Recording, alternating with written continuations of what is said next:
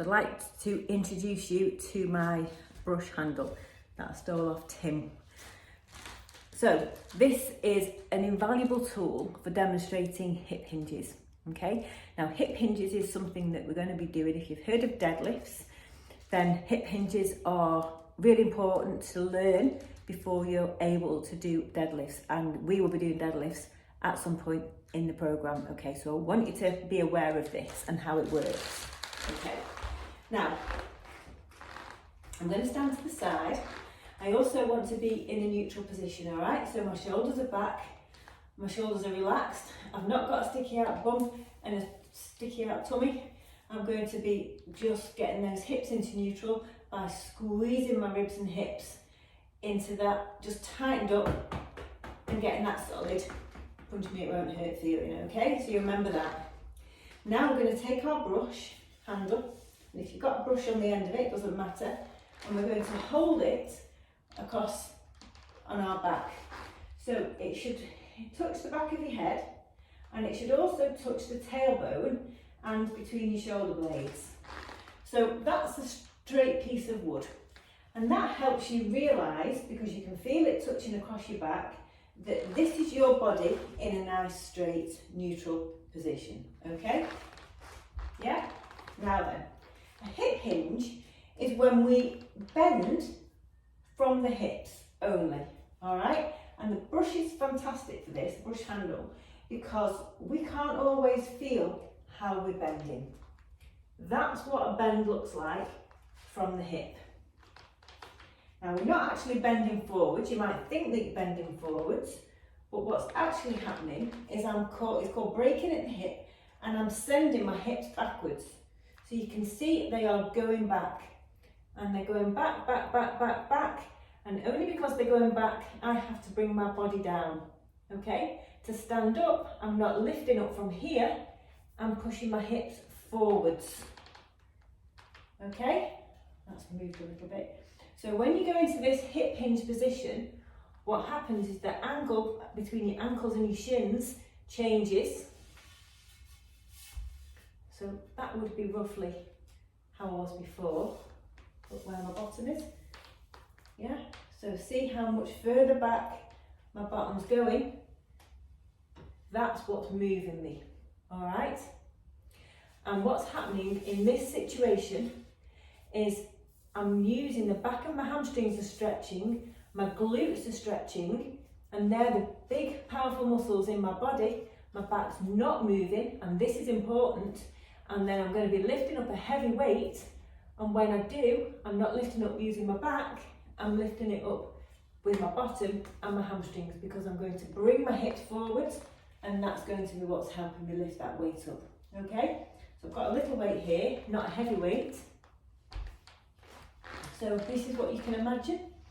So I'm nice and straight, I'm going back with my hips, yeah, until I can't go anymore. Now if I go further, what happens is I start to leave the pole, because now my back's bending to pick this up, okay? And that's really bad, because one day this will be a heavy weight, and I don't want, when I lift that weight up, for my back to be the thing that's lifting it up. It needs to be my glutes that are powering it up from here, okay? Got it? So going back from the hips with our brush pole, but I can't reach. So now I bend my knees, and then I pick up my weight from here. So this is only 4 kilos, but imagine it's a lot heavier, and look how straight my back is. And then I'm pushing my feet into the floor, I'm bringing my hips forwards, and what's happening is my bottom is doing most of the heavy lifting in that situation. Now, and this is similar for a squat. So a squat, a slightly different pattern, because you're going to have be a little bit more upright. Can you see that? That's a squat.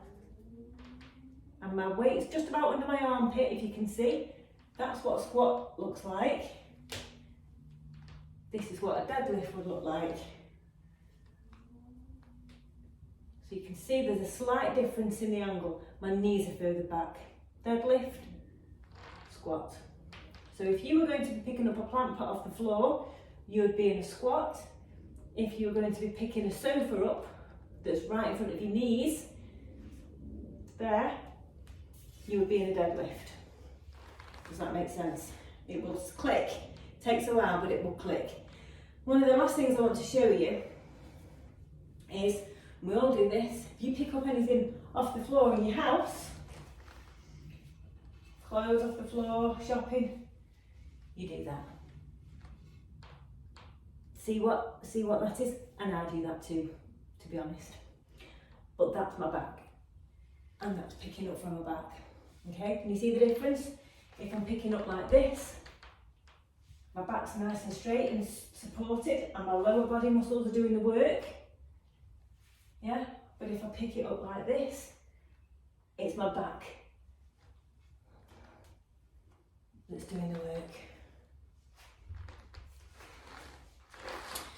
So I hope that's helped you see the difference between good form for lifting, okay?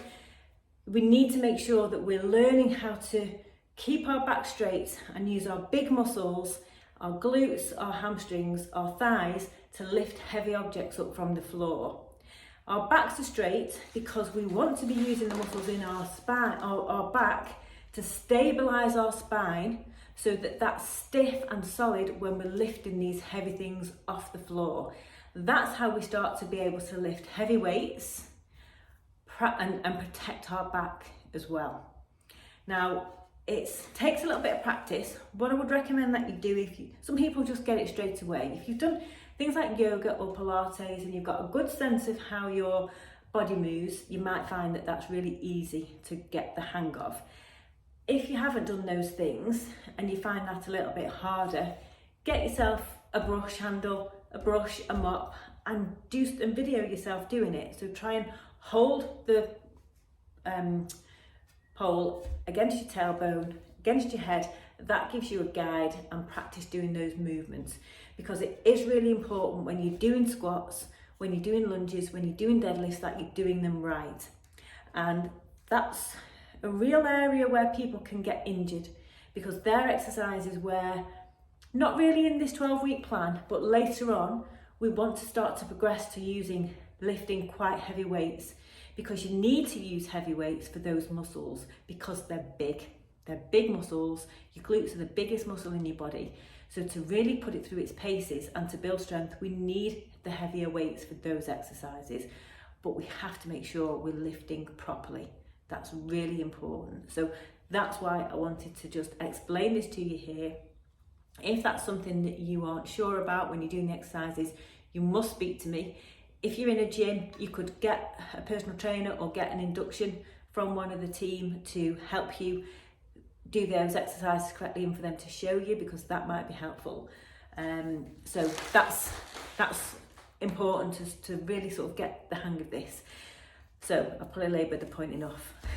I always do that. Any questions on this? Let me know. There'll be plenty of opportunity for us to talk about this again. And when we do some of the exercises, or the workouts I should say, I will be talking about those as well, just to remind you, because it's so important. Okay, see you soon.